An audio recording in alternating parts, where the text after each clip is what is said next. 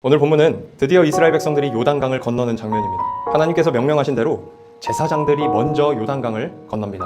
그런데 15절에 보면 이렇게 기록되어 있습니다.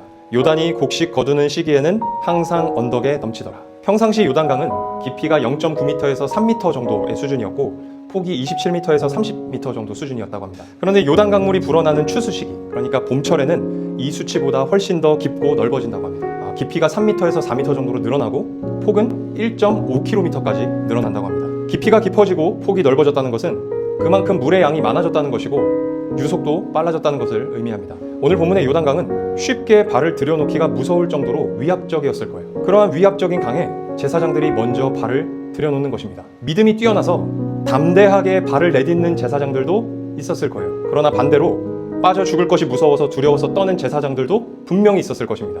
하나님께서 명령하신 것이기는 하나 위압적인 요단강을 보면서 속으로 이건 미친 짓이다 라고 생각하는 제사장들이 분명히 있었을 것입니다. 저희들의 인생에서도 이와 같은 일이 일어납니다. 신앙을 가졌다는 것이 아무 소용없어 보일 정도로 현실을 살아내기가 버거울 때가 너무나도 많습니다. 직장 동료나 친구 사이에서의 갈등, 혹은 재정적인 어려움, 혹은 도무지 받아들이기 힘든 어떤 일에 대한 결과와 같이 도무지 이겨내지 못하겠는 상황들이 신자된 저희들의 삶에 늘 있습니다.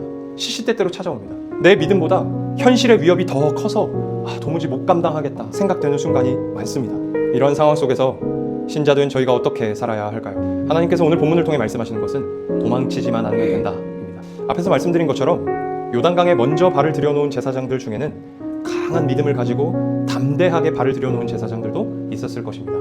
그러나 반대로 믿음이 약하여서 두려워서 벌벌벌 떠는 중에 발을 들여놓은 제사장들도 있었을 거예요. 그런데 재밌는 것은 그들 중 어느 누구도 도망쳤다는 기사가 없어요. 도망친 사람이 있는데 기자가 기록을 안 한 것이 아니라 두려워서 벌벌벌 떨면서도 미쳤다고 생각하면서도 도망치지는 않은 거예요. 도망치지 못한 것일 수도 있겠죠. 사랑하는 성도님들, 도망치지 않을 정도의 믿음만 있으면 우리를 압도하는 현실을 극복하게 하시는 하나님의 역사를 경험할 수 있다는 사실을 오늘 본문을 통해 믿으시기를 축복합니다. 현실이 내 믿음을 압도하는 것처럼 커 보일 때 먼저 하나님께 믿음을 구하십시오. 하나님, 내가 이 거대한 현실을 이겨낼 수 있도록 도와주십시오. 그렇게 기도하세요. 그런데 그럼에도 불구하고 도저히 감당할 수 없을 것만 같을 때에는 그냥 압도당하세요. 다만 도망치지는 않는 것입니다. 포기하지는 않는 거예요. 바울처럼 오호라 나는 곤고한 자로다 라고 비명 지르면서도 자리는 지키는 것입니다. 그러면 하나님께서 해결하시는 역사를 경험할 것이라고 오늘 본문을 통해 하나님께서 말씀하십니다.